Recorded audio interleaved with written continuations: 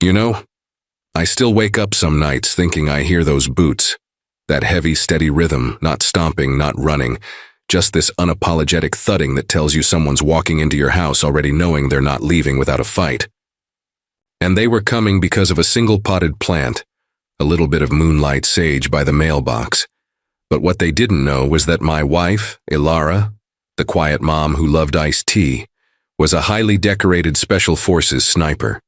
And they had just effectively declared war on her retirement. My name is Jonah, and we moved to the perfectly manicured suburb of Whisper Creek for peace, for stability after years of my own time in the reserves and years of Ilara's overseas. We wanted low stakes, coffee on the porch, and neighbors who just waved. Our son Leo was content as long as the Wi-Fi hit his room. That little sage plant was Ilara's marker, her way of saying, "We're home now." A week later, the first letter arrived, slipped under the door with surgical precision. No stamp, just a stark notice of non-compliance for unauthorized ornamental flora. I laughed, thinking it was a joke. Ilara didn't. She taped it to the fridge and told me, dead serious, "They're probing, Jonah. They're checking the boundaries." She knew what she was talking about. Then came Beverly, the HOA president, all beige polo, clipboard, and a permanent sour expression. She materialized one morning and raised her hand like a traffic cop when I tried to speak. The sage creates visual inconsistency and attracts unapproved pollinators. The board has already spoken. Ilara gave her this slow, predatory smile. "Well, Beverly," she drawled, stepping closer, "you tell the board that my definition of inconsistent doesn't include something that smells nice. And if they want a meeting, they can send someone who isn't wearing the standard issue delusion of grandeur." Beverly flushed, turning and marching off like she'd just sentenced us to exile. The letters kept coming, photos, fines, and finally, the bright red sticker, "Final Review." That night, Ilara pulled out the black heavy rifle case from the basement. She didn't open it, she just looked at it. I stood there, realizing I had been too busy believing this wasn't real to protect my family. But Ilara, she was always ready. The drills started immediately. Leo was miserable, forced to crawl through the backyard with a pool noodle, doing sweeps and perimeter checks. "This isn't normal, Mom," he yelled once, frustrated and muddy. Ilara didn't even look at him, just pointed. "Neither is surveillance, Leo. This is about being ready for what's not normal." It broke my heart to see her pull him into that old world. But she knew what was coming better than I did. And then they arrived. The sudden, unnatural quiet, the streetlights flickering out, and then those boots, 3 pairs, heavy and confident, walking right into our front yard. Ilara crouched, peering out. "They're not professionals, Jonah. Uniforms too clean, movements too rigid. They're trying to look intimidating without authority." But one guy, the breacher, was scanning the door for kickback clearance. They were ready to come in hard. I tried to stop her as she moved toward her gear. "Ilara, call the police." She looked at me, her eyes locked into that cold, operational calm. "If you're going to try and stop me, Jonah, pick a better moment than the one where they're about to breach your son's home." I stepped aside. I was behind her again. The lead enforcer, all broad chest and blank face, stated flatly, "You are in active violation.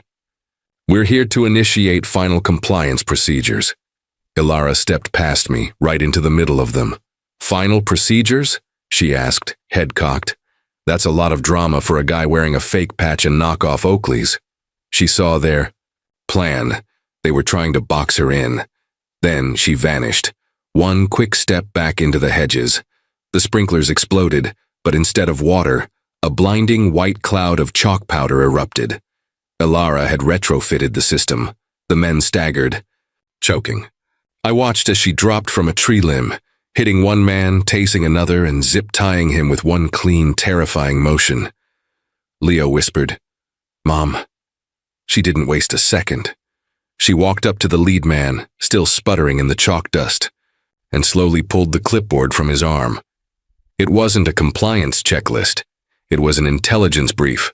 Satellite photos, our routines, our schedules, and at the bottom, in thick black marker, Phase 3, Asset Recovery. We weren't being fined. We were being targeted, and Ilara knew this was only the reconnaissance team. We didn't sleep. Ilara went straight to the HOA server, uncovering Beverly's entire operation. The shell company, Sentinel Grove, set up to siphon dues and pay for tactical gear and hired muscle. She found the budget proposals, the expanded security oversight, and the chilling records of forced removals labeled as sterile things like RRE-09 and property secured by noon. She wasn't just a controlling HOA president. She was running an operation, gauging how much control she could seize before someone finally fought back. The next sign was the drone, a military-grade black wasp, hovering over our house while Beverly hosted a propaganda barbecue across the street. It was logging our behavior, testing our electronics. When a smaller drone zipped in for a closer look, Ilara grabbed Leo's garden rake. Her body snapped into motion, one clean swing, and the drone crumpled into the rose bushes. The main drone backed off. "They're calculating now," Ilara murmured. "They're watching to see who backs her up." The drills became harder. Real obstacle courses in the yard, balancing beams over the koi pond. Leo finally broke, shouting, "You're acting like this is your war zone again, but it's my backyard." Ilara stopped, her voice low and steady. "I'm doing this, Leo, because I don't want the first time you fight to be the last. This isn't a normal life, not anymore." He finally got it. At 2:41 a.m., the sensor light turned red. No alarms, just the deep mechanical hum of a sound suppression vehicle and the flash of mobile floodlights. 5 figures, black vests, black visors. This was the raid. The doorbell rang once, a cold, perfect command. Ilara didn't answer. The chalk sprinklers fired, then Ilara dropped from the roof, deploying a flashbang loaded with marbles. And finally, thick military-grade fog rolled out from a rigged garden gnome. Confusion reigned. I hit the back hose, blasting one guy with compressed air, and Leo, my quiet son, threw his training tennis ball, rigged with glitter and strobe lights, right under Beverly's mobile speaker. Boom! Beverly's broadcast cut out. Ilara fired a flare into the sky. 3 sharp whistles. Windows creaked open. Porch lights clicked on. Our neighbors saw the tactical squad face-planting in our flower beds. The fog, the glitter, the illusion broke.